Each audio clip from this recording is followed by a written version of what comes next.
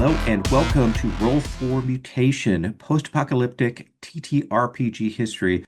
My name is Lowell Francis. I'm the community manager for Open Hearth Gaming, and I'm the designer and co-writer of Hearts of Wulin. And I am Marc Major, he and them, and I'm a game designer. All of my stuff is on itch.io, and I'm currently in East Lansing in Michigoom.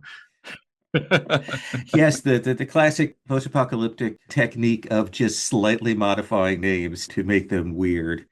So this series comes out of my work over a number of years doing sort of history lists, accumulated lists of different games in genres chronologically, trying to examine them. And particularly as I did them looking at post-apocalyptic games, looking at what those said about the times, what kinds of disasters went on, that weird evolution in terms of different genres.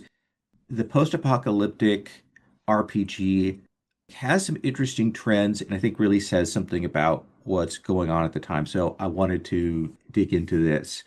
And I know you've probably done the most recent post-apocalyptic with Ultraviolet Grasslands, right, Marc? Yeah, continuing to do that, yes.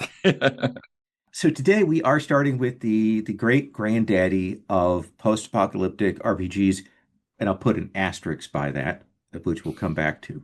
But we're talking about Gamma World. In particular, we're talking about Gamma World first and second edition because they are sort of the same, but there's some interesting differences that we'll get to. So TSR releases Gamma World in a box set in 1979, and that has a booklet of rules, dice, and a hex map of North America. So, one of our earliest hex crawls. They had the same kind of hex crawl with Boot Hill at the time.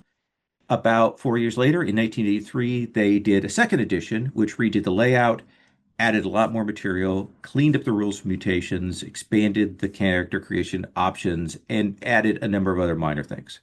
However, otherwise, the game was the same in setting and mechanics, and it honestly is interchangeable with that first version. Gamma World itself is written by James M. Ward and Gary Jaquet, is how I'm going to say it. Ward had previously written Metamorphosis Alpha, which is our asterisk, which and we'll come back to. Ward would take the lead or a lead at TSR after Gary Gygax's departure and would eventually found the short-lived Fast Forward Entertainment, one of those D20 boom companies. Jaquay, on the other hand, he's really only credited on the first three editions of Gamma World, and apparently he spent several years managing Dragon Magazine, the very, very early days of that, but then kind of vanishes off from RPGs, at least in a writing, designing, credited kind of way. So Gamma World itself takes place 500 years in the future, and then before that, 350 years in the future, we've got a high-tech world that is rent by factional arguments. Interesting. This leads to battles between these groups during, quote, the Shadow Years, which culminates in, quote, the apocalypse which destroys all civilization. Very vaguely written on that. The world itself that we get to in Gamma World is devastated, irradiated, subject to ecological catastrophe, and filled with lost high-tech wonders. And your characters come from a small surviving pocket of humanity, and I'll put humanity in question marks there. The purpose, the sort of point of the game, especially early on, is exploring the wasteland for resources, shelter, loot, and of course, buried artifacts of that fallen world. Gamma World is very much in those early days of TSR, following the D&D template. You've got characteristics generated by 4d6, and you take the three highest. PCs themselves can be from one of three groups. You can either have pure strain humans, humanoids, or mutated animals. There's also mutated plants, but those are NPC exclusive. Not allowed, yeah. Yes. The pure strain humans get no additional powers in the form of mutations, and the book makes it explicit that they're at a disadvantage. They get a small bonus for interacting with technology, but it's pretty modest in comparison. Humanoids are humans with mutant powers, and mutated animals are animals with mutations. And the rules in both editions kind of leave this fairly open for negotiation between the player and the GM as to how that being an animal is handled. Most of the art and presentations suggest we're going to be doing anthropomorphic animal people, but the rules themselves don't necessarily follow that logic. So it does seem like they're uncertain about how they want to do that. Your character will roll, if you're a mutant, 1d4 to see how many physical mutations you get, and then the same for mental mutations. So in the first edition, we've got a physical table with 49 powers, and 13 of those are defects. And in the mental table, also has 49 powers, but only 8 of those are defects. So you're better off having more mental powers. The second edition increases those numbers, and you have 69 physical powers, but 25 of them are defects, and 64 mental powers, with only 10 being defects. So it is possible, Traveler-esque, to roll a character that is entirely made up of bad or flawed powers. And the powers are wildly unbalanced. They range from incidental to more potent. And some just have an effect without rolling beyond a two hit. Like they've got one in the first edition that, okay, here's an I beam. If you hit the person, they're just knocked out. Others are less potent, and some of the rules descriptions are pretty vague. They have a lot of unanswered questions, while others are over elaborated on. I don't want to say it's that fruitful OSR approach. I think it's less deliberate than that in this first edition. The second edition cleans that up and regularizes those mutation rules. Action resolution in that first edition is focused on combat. It follows again the D&D model of armor class, with lower being better. For physical attacks, that's compared to either the attacker's weapon class, and you've got a physical attack matrix, or for unarmed attacks by plants or animals with physical mutations, you use the attacker's hit die, which is a physical attack matrix 2. For mutation effects like irradiated eye beams, it's buried or absent about how to determine their weapon class, at least in that first edition. Second edition, again, fixes some of that. Mental attacks, of course, as you do, follow an entirely different approach. Instead, these compare the attacker and defender's mental strength. And that's one of those unusual ones in that more use of those things, either for defense or attack, your stat can get higher, which is like that's an unusual thing for the time of having your stats go up. In any case, the number on all these tables is what the player has to roll over on a d20 to hit. It's notably, with the exception of that sort of hit die, this procedure is decoupling level from the consideration for combat resolution, which is very different from AD&D. And it's also notable that we don't get a lot of modifiers to combat. There's a penalty for being at long range, and there's a penalty for fatigue. So, like, if you've been fighting for 11 or more rounds, you start to take penalties. But that's about it. So we don't have big charts of penalties to calculate on rolls. Combat, at least in that first edition, is the only thing that's given real resolution mechanics. There's no rules for attempting any other kinds of task besides figuring out an artifact, which instead of having, a resolution roll, we have its own mini game, which is kind of cool, and we'll come back to. Second edition, though, clearly sees that absence, and it adds in characteristic checks for things like climbing, breaking down doors, convincing people. For the book, a great deal of it in both editions is given over to encounter tables and stat blocks for a bunch of entirely made up monsters. As another thing that's available there, they're not given stats, but there's also a discussion of cryptic alliances, which becomes a feature in a lot of later Gamma World. These effectively are secret societies in this fallen world. Both monsters and alliances are given much more attention in the second edition. Especially importantly, they actually have illustrations and symbols that bring that to life. What is treated deeply in both editions is the list of fallen tech of all kinds. Lots of equipment lists, lots of technology discussion. Robots are given their own independent and extensive treatment. And as I mentioned earlier, the most interesting thing in the artifact section are these 3 flow charts for figuring out how an item works. Basically, you've got a kind of a point crawl, but you roll and see at each point what junction you go down. And some end results on this maze lead to you breaking the item, which may involve killing yourself because it blows up. Some that you figured it out, and some that you actually have to start the process over completely. It's an interesting thing in that it's a roll, and maybe you've got a modifier or two from some of your abilities, but it's pretty much luck when it comes right down to it. So that's what Gamma World is. Yeah, and then kind of in the gaming history section, the context of that, It came after Metamorphosis Alpha, which was 1976. That was TSR's first big science fiction game on a generation ship. And James Ward did that one as well. Gamma World's not talked a lot about in the different history books about TSR. Yeah, Uh, weird, weird blank there. yeah, which is, it's weird. They do talk about Metamorphosis Alpha a bit more. That was kind of their first like science fiction Dungeons and Dragons. There was another product beforehand called Star Empires, which was more of like a board game, war game type of thing. Mhm. Neither of those were managed great. Traveler was the big dog there. Metamorphosis Alpha has kind of like a dungeon crawl setup. The characters are aboard their generation ship, and things have broken down forever, however long, and it was crazy fun. But the thing to carry over to Gamma World, there's a lot of lost technology. They've got robot guards, animal characters or anthropomorphized animals. You got your big old random mutation charts. I believe Metamorphosis Alpha also had the possibly dying in your original mutations. Or at least being such that you will die your first adventure out. Exactly. When your cryo capsule opens, immediately gone. But those were also broken down into the mental and physical mutations. They were also broken down into positive and negative ones scattered throughout the tables. So that's another big similarity there they brought over to Gamma World. Another in parallel with that was one of my favorites, Expedition to the Barrier Peaks. That was module Mm. S3 for AD&D. There's a lot of kind of Metamorphosis Alpha spaceship elements brought from there into your classic D&D setting, and it could be read as kind of a trial run for Gamma World, I guess. That sold pretty well for TSR, but once Gamma World kind of took off, they dumped Metamorphosis Alpha altogether.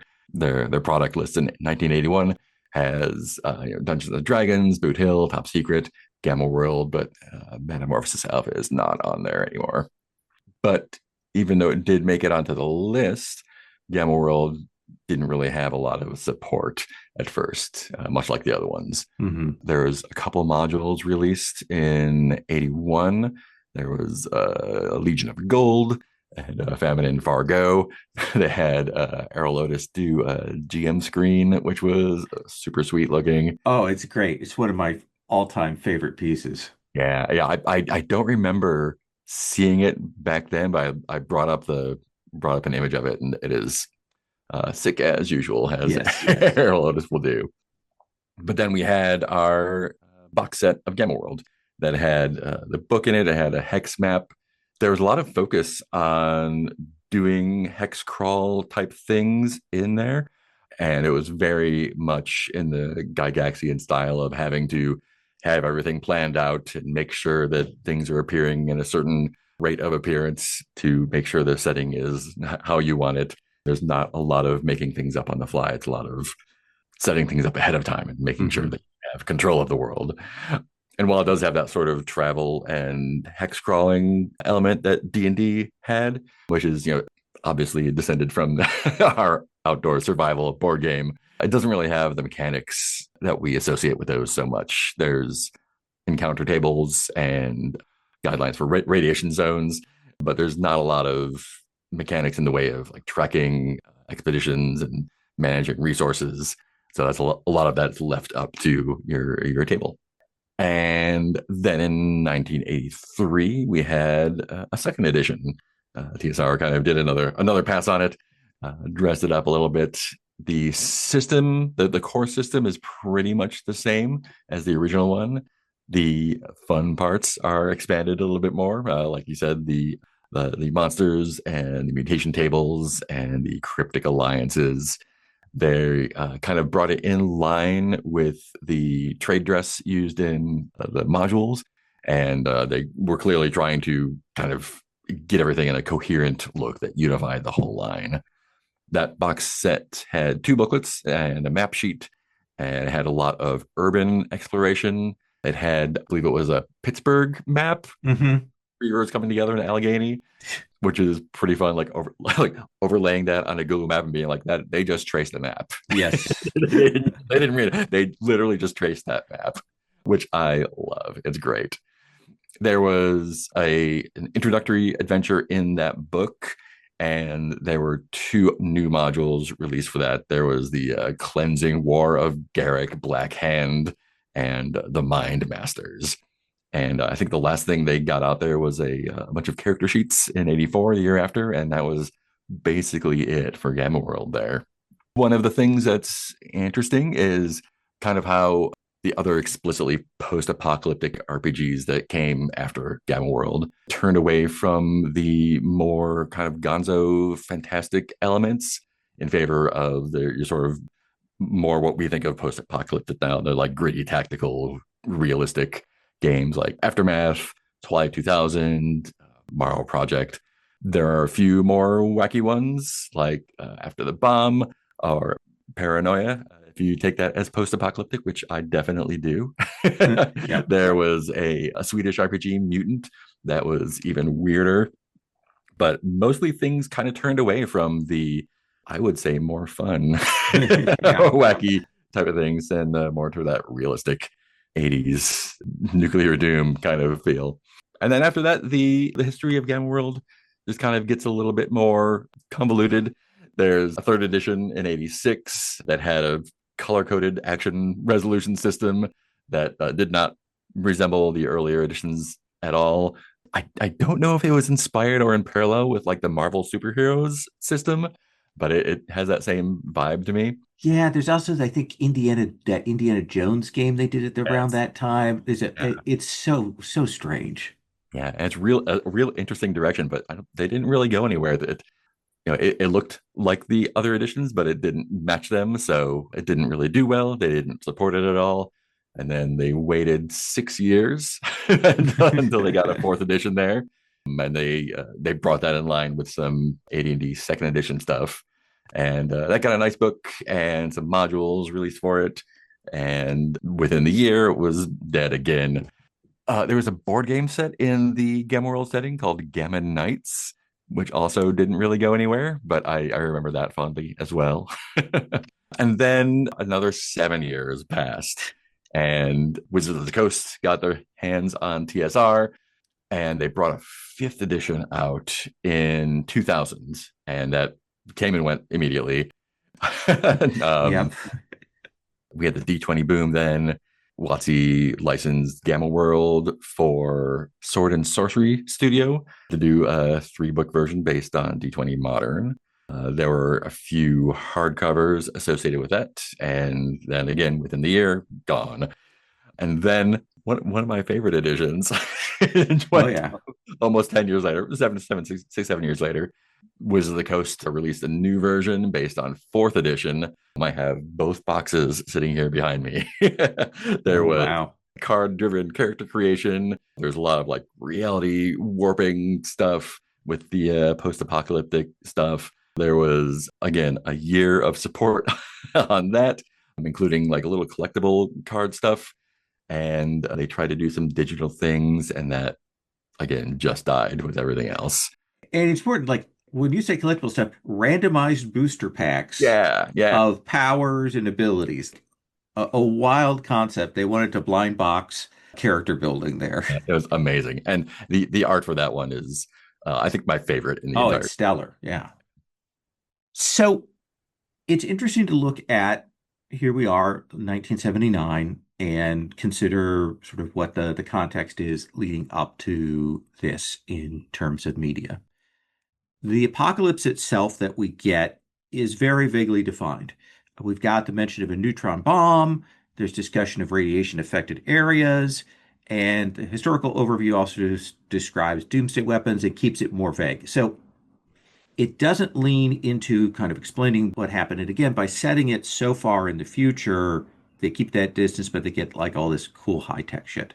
The vibe, though, is generally post nuclear war, but it's removed enough from the real world that it doesn't activate our anxieties, which were present at the time in 1979. Very much so. Yeah. Introduction to one of the later printings of Gamma World, Tom Wham mentioned 3 books. First, there's Hero's Journey by Sterling Lanier, quote, A telepathic warrior priest rides his mighty war moose out of Canada looking for a mythical computer to help his people. That's a book that got a couple of sequels. Also mentioned is Daybreak 2250, aka Starman's Son, which is a Andre Norton book. Quote, a young man who has been cast aside because he's a mutant goes out in search of his destiny, venturing into the ancient cities where men most once lived before the blow up. And then there's lastly, he mentions Hot House, which is also called The Long Afternoon of Earth by Brian Aldiss. This is a weird tour, kind of an ecologically changed Earth. It's a very British sci-fi novel from the 60s. It's Mm. it's very, very strange. We can also, outside of those ones that Wham mentioned, we can point at some other books of the era which really share the themes and DNA with Gamma World. There's The Pastel City by M. John Harrison. It's 1971. That's where we have a clash of civilizations as a society which has forgotten how to engineer the advanced tech with powers at city kind of starts to decay. Really importantly, for post-apocalyptic literature in general and for all of these things is A Canticle for Leibowitz, which is by Walter M. Miller, and that's 1959. That is a real just classic of fallen civilization, especially about the idea of people finding relics from the past and completely misunderstanding them. That would become a central feature of a lot of these games. There's also the Horse Clan series by Robert Adams, post-apocalyptic men's adventure novels with immortals and animal telepathy. The Empire of the East by Fred Saberhagen, and that's a one where a nuclear war causes rival supercomputers to rewrite the laws of physics and allow for magics and demons, plus remnant technology. There's another Andre Norton novel, No Night Without Stars, in 1975. That's a YA novel with a blacksmith and a psychic companion looking for lost tech. And then it has a movie adaptation, of course, Damnation Alley by Roger Zelazny, 69, which is a driving tour of this fantastic post-nuclear wasteland. So those are the novels, written books. More visually, and I think really informing Gamma World, we have a number of comics, most especially Kamandi, The Last Boy on Earth, which was from DC Comics, and it came out from 72 to 78. Really striking look. I honestly believe that you can see so much of Gamma World in that, in the maps of the world and the presentation and the idea of the animal folk and so on. DC also did a comic earlier called Atomic Knights with powered armor people in the post-apocalypse, and Killraven from Marvel Comics, which was a War of the Worlds post-apocalypse set in the Marvel Universe that eventually gets integrated into the Marvel continuity. There was also a thing I found that I hadn't heard of before called Mighty Samson, which was from Gold Key Comics. That Mm. is again another hero in a fallen world, and the world is weird, and he's out running around. We do see some TV shows that have an influence of this sort of vibe that kind of fall into the Gamma World milieu, I guess I want to say. Both Logan's Run in 77 and Planet of the Apes in 74 had short run TV series with their characters. Again, big emphasis on Monster of the Week, traveling, finding places, exploring this broken world. And oddly enough, there's also Arc 2, which was a children's show, Saturday morning cartoon children's show, but live action from 1976, in which a group of scientists travel around a post-apocalyptic world devastated by pollution. So yeah, they were like, "Oh yeah, let's show the world destroyed for the kids. That'll be fun." Yeah. Notably though, it comes later, but there's definitely shared elements between Thundar the Barbarian in 1981 and Gamma World. Wow.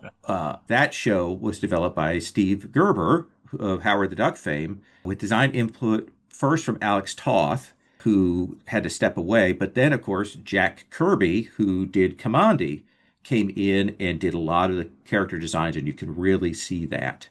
Was Thundar influenced by Gamma World? I don't know. I don't think so, but it's unclear. But it's pretty clear that the later Gamma World supplements and releases very much took, worked upon, and borrowed the aesthetic of Thundar. Importantly, Wham's introduction mentions one movie. There are some other movies before that had a science fantasy vibe, Damnation Alley, Zardos, Planet of the Apes, but the big one is Ralph Bakshi's Wizards, which really, again, the vibe, the feel, I'm pretty sure you can draw a fairly direct line between the two. And we're planning on coming back to talk about Yeah. Wizards again later to talk about that particular game. So we'll come back to that. Mhm. So, Mark, let's talk generally about Gamma World. Yeah. I played basic and first edition D&D back then, and I saw all the ads for everything in Dragon Magazine and in gaming stores and stuff. I never actually played first edition Gamma World itself or second edition, but its existence definitely had a big impact on the way I like played games and consumed games in that way. I played Star Frontiers and Boot Hill and Gangbusters and a lot of Top Secret, but never got around to Gamma World. Wow, that's really wild to me. Yeah, but like we mentioned S3, we mentioned Barrier Peaks early on, and that was one of my first like, oh, Dungeons and Dragons is a post-apocalyptic game because as soon as I saw that spaceship, like all of Gamma World came into my head. I was like, "Oh, Gamma World and Dungeons and Dragons are in the same universe." Hmm. Got it. Which explains all of the wild monsters in D&D that really don't have any explanation. And the monster lists, looking back at them in Gamma World, are just I haven't really seen anything like them in that time or since. The names are Gygax classic nonsense. Oh, the yeah. I really appreciate that like the first edition does not have a lot of art for the monsters because it lets you imagine what they look like. But then the second edition has illustrations for everything, which Everything. is its own kind of like, oh, that's got it. Yeah, of course that makes sense. And there's a real move, especially in that second edition, and it's something we may come back to standardize things. Yeah. Like we have an illustration for every monster, so everybody knows what it looks like. The stat blocks are standardized. All the monsters get about the same amount of space. It really Mhm. moves to we want to make this a monster manual. We want to make this where the first edition, when I went back and I played a lot of Game World, I went back to look at that list of monsters in first edition Game World. I was like, I don't remember any of these creatures. In Monster Manual 1, Fiend Folio, these both have things that I remember very strongly, but Game World, not so much. Yeah, yeah. And the art in the second edition is so good. Is that Jim Holloway in the second edition There's mostly? Jim Holloway, there's Jeff Easley, and Larry Elmore, Mm. sort of a mix of those. Actually, I think Holloway comes on to some of the modules. Yeah, I think he was Keith first edition, Parkinson did the right? cover for second edition. Trampier did a lot of the first edition stuff there Oh, Trampe, before disappearing and becoming a cab driver. him and Earl Otis are my favorite Yeah, early fantasy artists. His work in that Game World First Edition is so evocative because yeah. nothing looks the same. Mhm. Yeah. It's just really, really unique stuff. Yeah. Yeah. Jim Holloway, he also did a lot of the paranoia stuff. I don't think I'd ever read the second edition before now. And I was looking through particularly the Cryptic Alliances, and like those look really familiar because I played a lot of Paranoia in my day. And a lot of the Cryptic Alliances not only match up with the secret societies from Paranoia, but the icons for them are the same as well. There's the Oh, floppy wow. disk, Illuminati eye, there's like the robot lovers and the animal lovers. There's so many similarities. I will do more research later, but it feels like Paranoia like lifted a lot directly from Gamma World in that respect. Well, certainly it could be the same world given the high-tech nature of Uh-huh. things. And I know that there is a later, I'm pretty sure that one of the weird crossover modules they did in later editions of Paranoia, one of them was a Gamma World 1, or maybe I'm just AI hallucinating it right now. I don't know. For me, Gamma World, very early days, I played a lot of games. When I was a kid, we had a local game store, so we picked up everything. And a lot of stuff didn't stick. People didn't really want to play Top Secret or Boot Hill, even though I had that. But Gamma World was the one beyond D&D or Villains Vigilantes that people played. So Played a lot of that. I remember those adventures being particularly dorky and juvenile. In particular, it's the first game I played where the other PCs teamed up to kill me off in the first couple of minutes. Really good times there. The weird thing is that in my memory of it, until I went back to do the history of post-apocalyptic RPGs and went back to look at it, I imagined it as a near future Holocaust, as a near future apocalypse.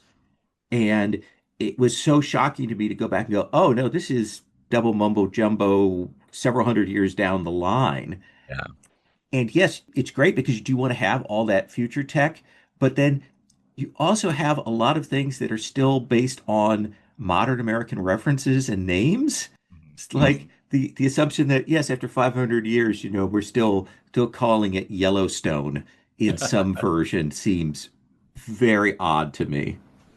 Yeah, that's really interesting. Like the juxtaposition of the giving it enough distance, not only to make it palatable to if whoever was around in the 1980s listening to this, you remember, but kids these days, let me tell you, I the fear was real of like any moment being obliterated in a flash of light and having being able to imagine a world afterward at all, but also having it be this kind of like fun, wacky, mutant bears and laser guns and stuff that made thinking about the post-apocalyptic thing entertaining, fun, palatable, right?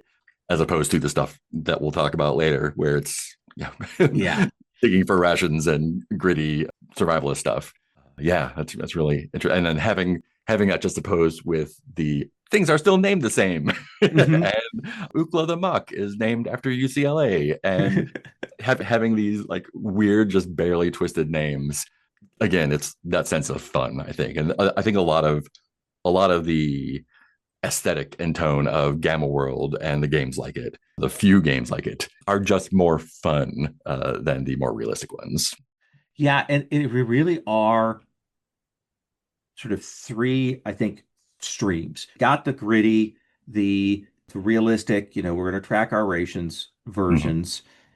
We've got this wild version, and then maybe in the middle, there's some ones that are kind of high concept sci-fi ones. There's some Yeah. particularly the sort of later on French games that are Hmm. subaquatic ones or Snowpiercer ones, that Yeah. kind of thing. Yeah, they take a thing like they're the most like science fiction, where they're like, Yes. what if this one thing was different, and let's explore the ramifications of that. It's also definitely in the mode of we are a long ways after the apocalypse. We Mhm. haven't overcome it. We're still dealing with the ramifications. So we're kind of definitely post-apocalyptic as opposed to we're in the middle of it or we're just after it or it's far future and we remember it Yeah. like Numenera. You said earlier Gonzo, and I think that's such a good way to put it. It is wild and wacky, and that first edition especially has a real DIY, anything goes. We're just throwing stuff together. It can be crazy. Look to it and feel to it that later editions start to, I mean, they still have visually some of that look, Mhm. but they also start to systematize it. Yeah, yeah, Like that second edition especially goes, we want this to look like all our other products. yeah, We 100%. want three columns. We've got standardized font. We're doing it in this particular way. We have pre-gens in our modules. We've got everything set up.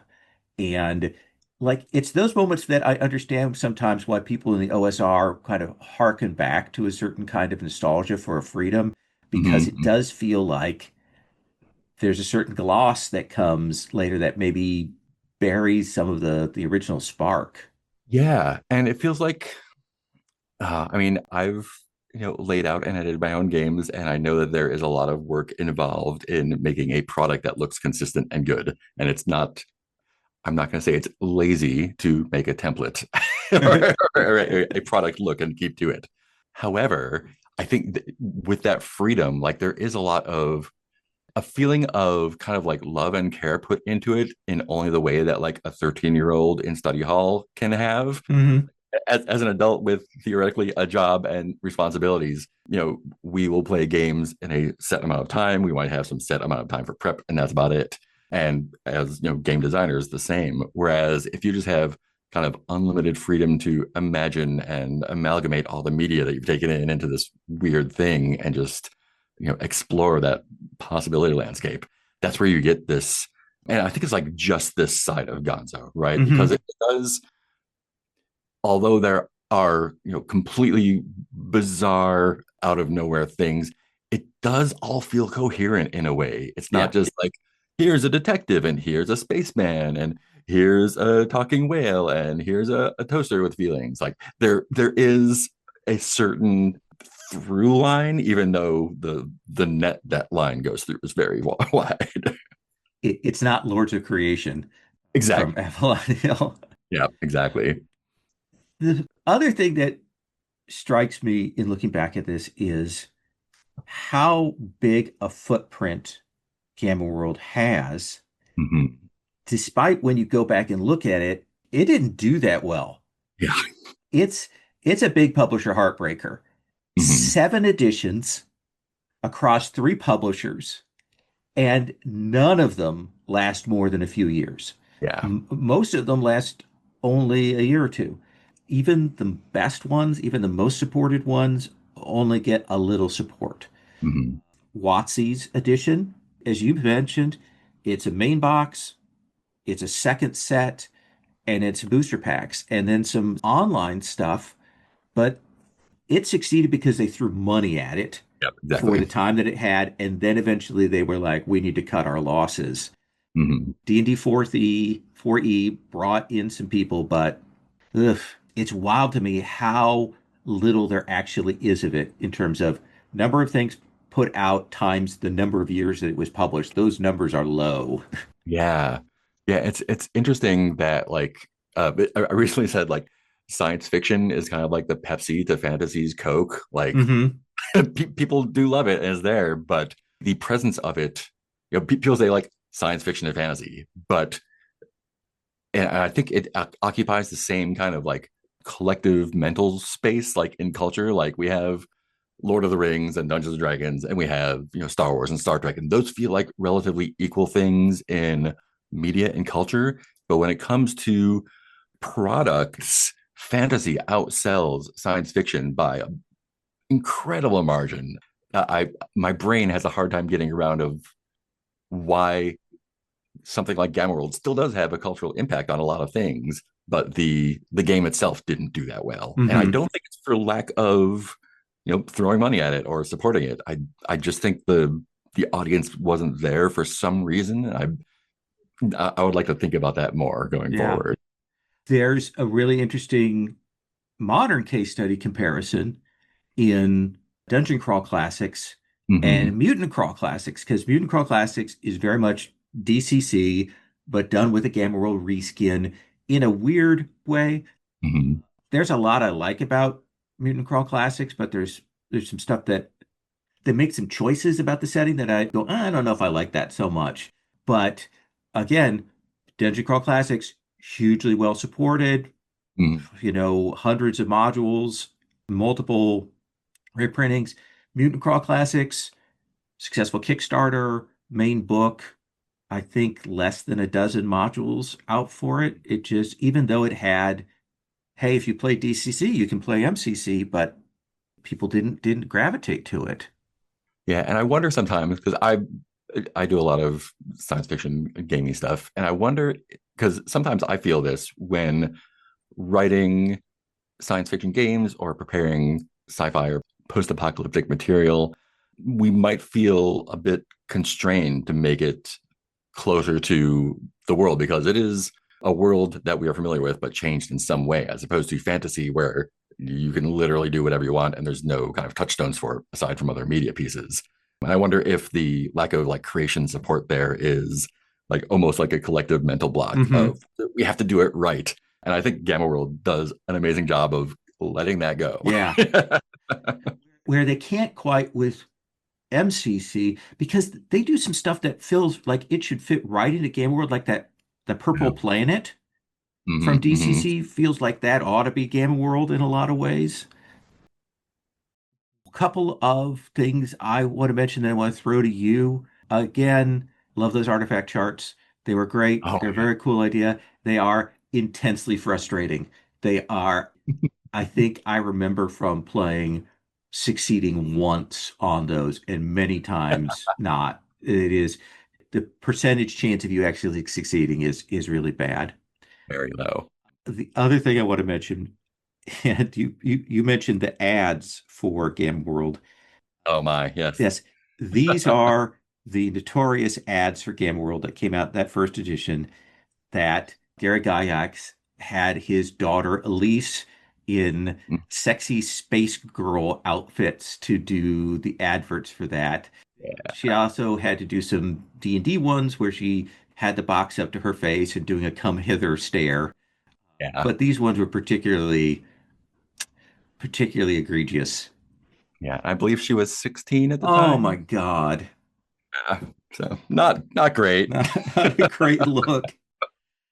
Oh, I didn't know she was 16 at the time. Holy Yeah, moly. I looked. I was like, she looks pretty. Oh yeah, yeah. I didn't notice that when I was 14 myself, but being a little bit older now, it's like that is a young person. That's not okay. I did want to just like emphasize the love for the artifact charts. Are those in second edition? I don't remember seeing them in second edition, but I definitely remember like them being very, very, very striking to me, both like aesthetically and gameplay wise. I think they are, but the problem is, and this actually bugs the shit out of me, is that they pull some of the charts and tables out into different areas. Ah, yeah. Like I can't remember if it's this game or not that takes all of the charts and puts them in a separate booklet, which, oh, Yes, yes, you've there it got the is. mutations descriptions in the main book, but the chart for rolling them is in a completely different It's book. That is madness. elsewhere. Oh yeah. Oh yeah, I had another comment about Yeah, those fixes too. But the artifact charts, I would love to see those in more games, but better. The like as a modern story gamer, I want to put like narrative things in each of those boxes instead of it just being like a blank flow chart where you just roll. Like in each of those boxes that you get in, like you could have story elements or character elements or something to make it not just I'm just rolling a d10 100 times. And there's your thousand year old campfire by Tim Hutchins uses some of those similar looking tables for a narrative purpose. I haven't played it yet, but I really, really want to now. I agree with you. I think more things that are mini games would be better, and to flesh those out would be dynamite. Yeah. Yeah. And then the other weird thing looking at the, Oh, I have to apologize. Second edition does away with those tables. oh, there we go. There There, we go. there's a complexity chart with a number, and it looks like you when you're trying to figure out what an artifact does, find its complexity, representing how easy it is to damage, figure out, read across till you reach the start number. This is the number the item starts. For each attempt at figuring out, roll two dice and just compare it. So it completely does away with that. Oh, That's bullshit. yeah. And that's like that particular age, like that late 70s TSR, AD&D, Gamma World stuff. There's a certain, there's a lack of consistency to it because there are, all these attack matrices and charts and stuff, but that it has such a personality there that you don't get by just saying like compare attack and defense values and roll over this number. Like I'm looking at the physical attack matrix right now, and in particular, so these aren't just like number go up and we do a formula. The first physical attack matrix table in particular is out of control. Yeah. There's one kind of armor that like for whatever number 16 is, like that's not like the best weapon, but there's like everything is like 11s to hit except for armor class 4 in the middle is an 18. And like the across the board the numbers are there's no formula to them, which I find like that's why you have a physical attack matrix. Yes. You can't do the math. Whereas the other ones, they're pretty clearly regular numbers across the board. You could just do some math and not have to look stuff on a table. But things like that attack matrix, things like the artifact table, like those are things that require these specialized, unique, idiosyncratic, beautiful things that you just don't have in most modern games, Yeah. I think. Idiosyncratic is a very good way to put that. Yeah, but I think that's all I got. Okay. Okay. Thank you. We'll be coming back talking about other games down the road. We'll probably hit on some of the heirs of Gamma World in the future. Mhm. Roll Through Mutation is a production of Open Hearth Gaming. You can find out more about that at openhearthgaming.com. Roll Through Mutation is a series that is part of Around the Hearth. That is sort of our podcast feed that this is part of. Thank you, Marc, for coming in and talking about this. Yeah, of course. Thank you. Again, my name is Lowell, pronouns he, him, which I forgot to say early on, but that is our show.